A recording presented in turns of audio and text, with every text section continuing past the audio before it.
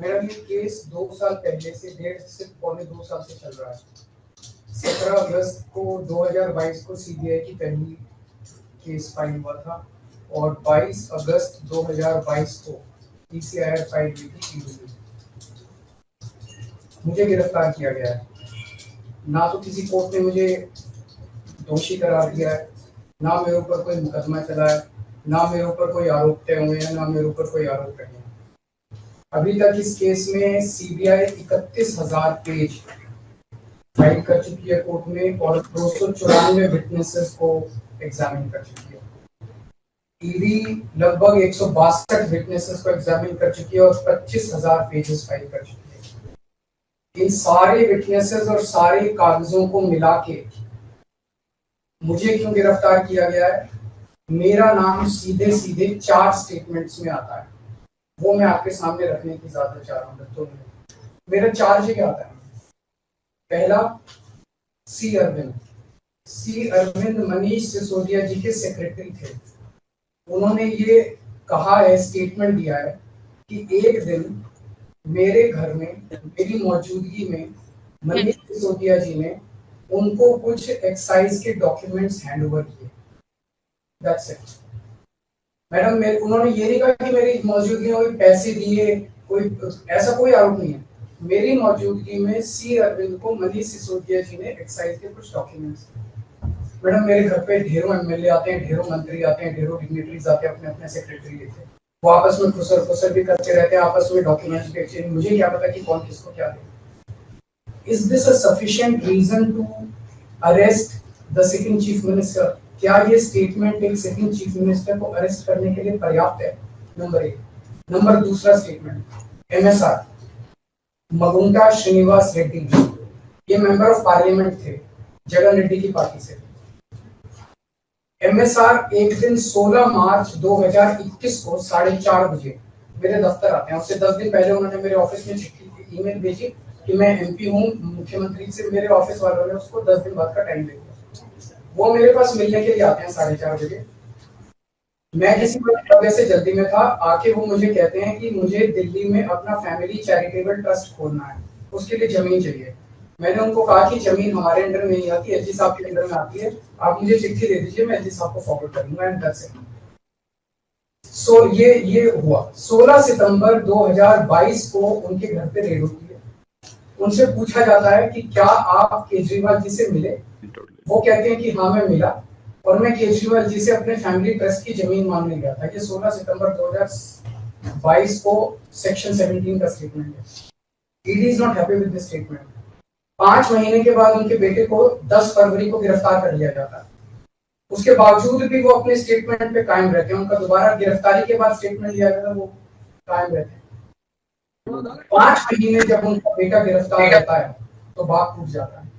16 जुलाई को बदल लेते हैं। उसके बाद वो 16 जुलाई को वो अपना स्टेटमेंट बदल लेते हैं। 18 जुलाई को उनका बेटा छूट जाता है। उसके बाद उनका कोई स्टेटमेंट नहीं होता। That's it. स्टेटमेंट पे स्टेटमेंट हो रहे थे जब तक वो अपना स्टेटमेंट मेरे खिलाफ नहीं दे रहे थे। जैसे उन्होंने मेरे खिलाफ स्टेटमेंट दिया, बेटा भी छूट गया, स्टेटमेंट होने भी बंद हो गए और 3 अक्टूबर को उनका माफीनामा भी हो गया। Mission accomplished. इसका मतलब ईडी का मिशन केवल और केवल मुझे फंसाना था। 3 सेक्शन 50 के स्टेटमेंट है मैम। तीनों से सेक्शन 50 के स्टेटमेंट है, they are equal in the eyes of the law. तीनों बराबर है, तीनों की ग्रेविटी सेम है। तो उसमें से एक स्टेटमेंट के तवज्जो क्यों दी गई? क्या जांच की गई है जानने के लिए उसमें से एक ठीक है और बाकी 2 गलत है।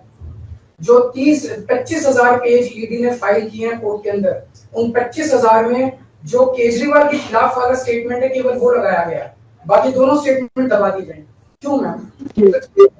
कोर्ट के सामने तीनों स्टेटमेंट लाए जाने चाहिए थे ताकि कोर्ट डिसाइड कर ले सच्चाई क्या है। चलिए ठीक है। 1 मिनट मैम।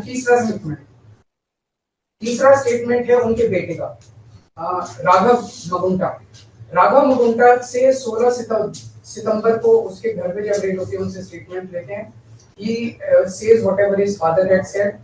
उसके बाद 10 फरवरी को उनको अरेस्ट किया जाता है। उसके बाद उनके 5 स्टेटमेंट्स होते हैं। पांचों स्टेटमेंट्स में वो वही बोलते हैं जो पहले बोला। फिर 5 महीने तक वो जेल में रहते हैं। उसके बाद जब 16 जुलाई को उनके पिताजी स्टेटमेंट बदलते हैं तो 18 जुलाई को उनको छोड़ दिया जाता है। तो 7 स्टेटमेंट्स उनके हुए, 6 में वो मेरे खिलाफ नहीं बोलते, 7वें में जैसे ही मेरे खिलाफ स्टेटमेंट देते हैं उनका उसके बाद कोई स्टेटमेंट नहीं होता, उनको जेल कर दिया जाता है, उन्हें माफीनामा दे दिया जाता है। तो जो 6 स्टेटमेंट्स हैं ये रिकॉर्ड पे नहीं लाए जाते। चौथा है शरद रेड्डी। शरद रेड्डी के केस में 16 सितंबर को उसको अरेस्ट किया गया, 16 सितंबर को उसकी रेड हुई, उसने मेरे खिलाफ कुछ नहीं बोला। 9 नवंबर को उसका स्टेटमेंट लिया, उसने कुछ नहीं बोला। 10 नवंबर को उसकी अरेस्ट हुई, उसके बाद उसके 9 स्टेटमेंट्स होते हैं मैम, 9 स्टेटमेंट्स वो मेरे खिलाफ नहीं बोलता।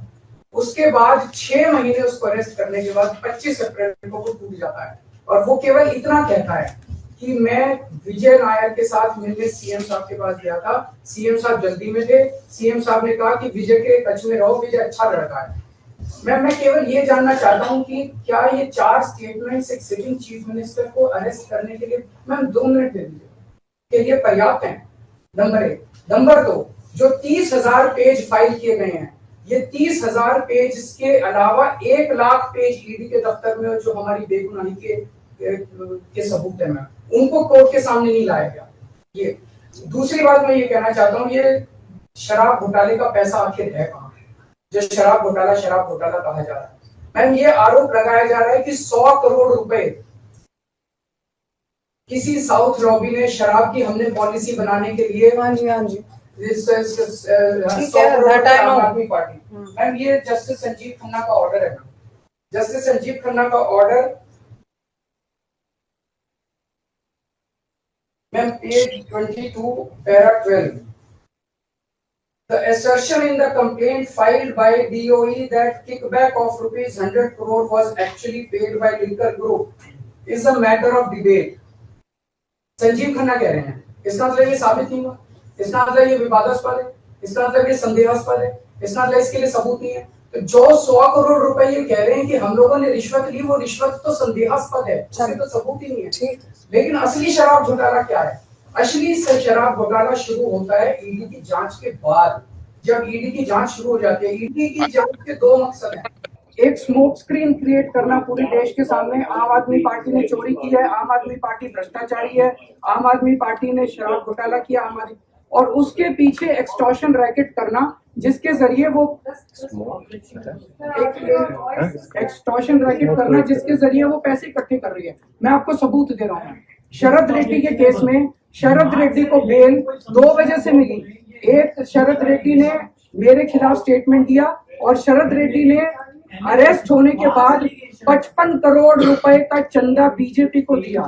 55 करोड़ रुपए के bonds arrest, so he bought his bail ma'am, he bought his bail. Then now the money trail is clearly established. Money trail is clearly established. Ma'am, just last 1 minute. Last 1 minute.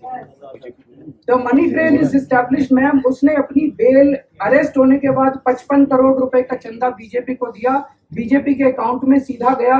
Money trail is established और यही पूरी जांच का मकसद था। एक तरफ आम आदमी पार्टी को क्रश करना, एक स्मोक स्क्रीन क्रिएट करना, भ्रम का पर्दा और पीछे से एक्सटॉर्शन करना। Thank you.